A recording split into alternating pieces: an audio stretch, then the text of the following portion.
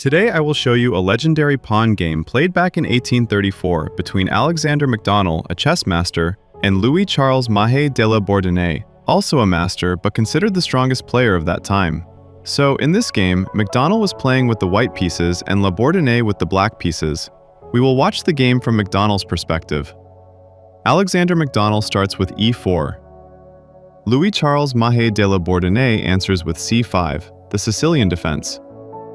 White develops the knight to f3. Black plays knight c6 and d4. White immediately strikes in the center. A pawn trade follows on d4, and after taking back with the knight, black plays e5, grabbing space in the center.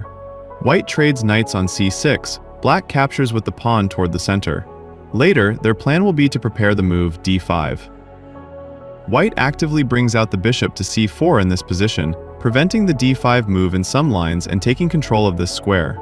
Knight f6, attacking white's pawn on e4, but the bishop goes to g5, pinning the knight to the queen on d8. Bishop e7, getting rid of the pin and threatening to take the pawn on e4, but queen e2. White does not castle yet, but defends their central pawn. Black answers as actively as possible in this position with d5, striking at the center. White allowed black to seize the initiative in the center with their pawns. The bishop captures the knight on f6, and after the trade, white does not trade on d5, but retreats with their bishop, maintaining some tension with their pawn on e4. Taking it with black, of course, is not good, then their pawn center collapses.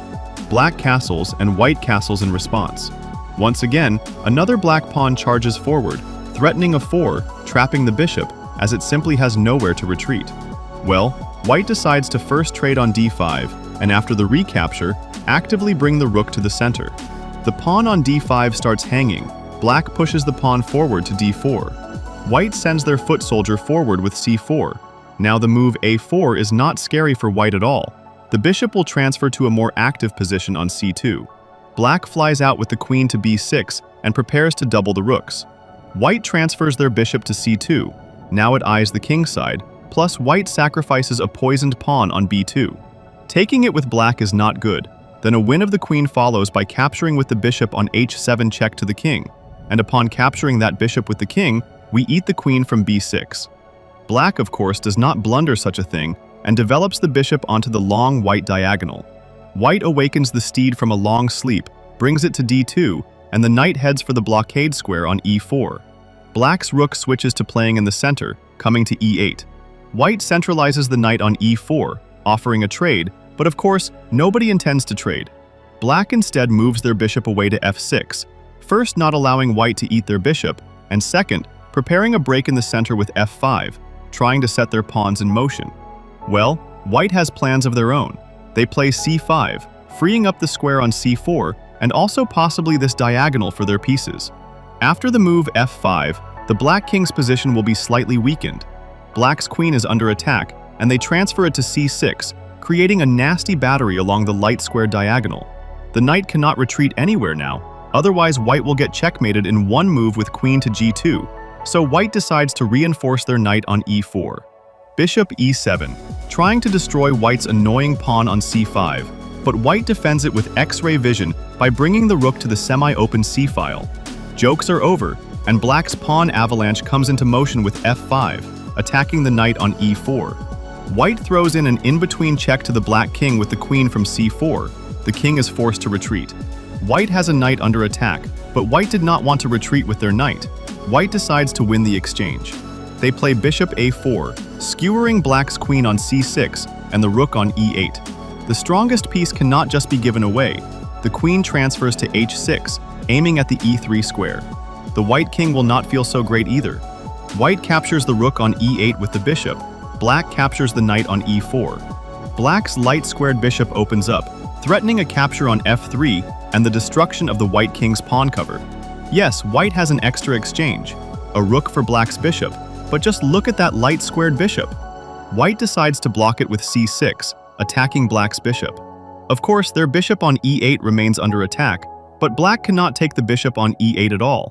Then white will capture the bishop on b7 and get a monster passed pawn. The position would be winning. It might seem that things are not bad for white at all, but black finds the strongest continuation. They capture with the pawn on f3, sacrificing their bishop on b7. It turns out that taking this bishop is simply impossible. If white had captured this bishop, then queen e3 check follows with a forced mate to the white king, wherever he retreats. For example, on a retreat to h1, capture follows, and on a recapture with the king, the rook swings into f2, and the white king gets mated. On the most stubborn king g1, rook f5, king g2, queen f3 check, king g1, and what a beautiful mate to the white king. White notices the tactics, does not take the bishop on b7, but first plays rook c2, connecting the rook to defend their king along the second rank. The queen still comes to e3 with a check to the king, and on the king's retreat to h1, black preserves their bishop. The bishop transfers to c8, and will later go to the king side closer to the white king. But white does not allow this. Bishop d7, offering a trade. Except black's pawn passes right by the capture and pushes forward to f2, out of harm's way. The white rook comes to f1, stopping the pawn. d3, another black pawn sets in motion. This pawn avalanche can no longer be stopped. White plays rook c3, pinning the pawn to the queen, while also attacking it with two pieces. Black trades bishops with a capture on d7, and after the recapture, pawn e4, reinforcing their most crucial passed pawn on d3. MacDonnell realizes that black is about to promote a couple of new queens, and he plays queen c8, trying to push his own pawn into a queen. Taking the queen is impossible, otherwise a new queen will promote. Well, white's idea is to eat the rook on f8, and after the recapture, promote their own queen with the pawn to d8. However, Bourdonnais cold-bloodedly parries white's threat. He puts his bishop on d8, blocking the pawn's advance. The bishop is defended by the rook, so the queen sacrifice tactic with a capture on d8 does not work. When black recaptures with the rook, and on rook c8 with the idea to eat the rook on d8, black could play queen b6, defending the rook. The pawn goes nowhere, while black's pawns march into battle. That is why white, after calculating the lines, returns with the queen to c4. But a queen sacrifice follows on e1. Of course, taking this queen is still impossible due to the promotion of a new queen and mate to the white king, while black in turn threatens to deliver checkmate to the white king in one move. So white returns their rook to c1, defending the rook on f1. However, another black pawn comes to the rescue, d2, defending the queen on e1, as well as attacking the rook on c1. Taking the queen on e1 is out of the question, then black will take, and after the recapture take again, promoting a new queen. The pawn avalanche literally sweeps away everything in its path. White plays queen c5 in hopes that black will not notice the threat, eat the rook on c1, and get mated in one move with a rook capture on f8. But a simple rook g8, and reaching the black king in this lifetime is no longer happening. White's rook is still under attack, forced to retreat to d1. Both of white's rooks serve as blockades against black's passed pawns. But black continues, e3, connecting the very last pawn into the attack. We get a gorgeous pawn triangle from black, which white simply cannot stop. The move e2 is threatening, winning the game shortly. Alexander MacDonnell, with his last strength, plays queen c3, tying himself to the d2 pawn, but it does not save anything. Black finishes the game with a dramatic queen sacrifice.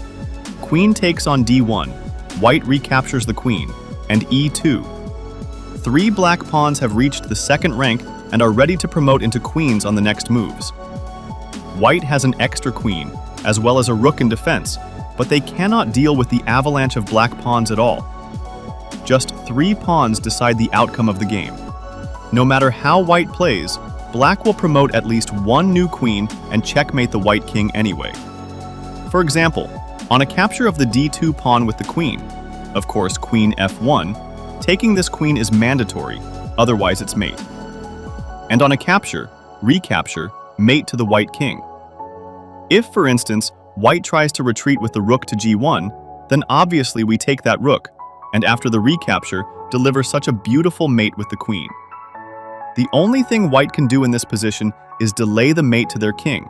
For example, play h4, so that now upon promoting a queen, the king could run.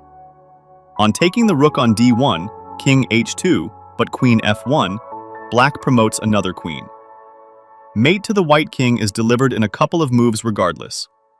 Alexander MacDonnell conceded defeat after black's move e2. And that is how this game went down in chess history and survived to this day.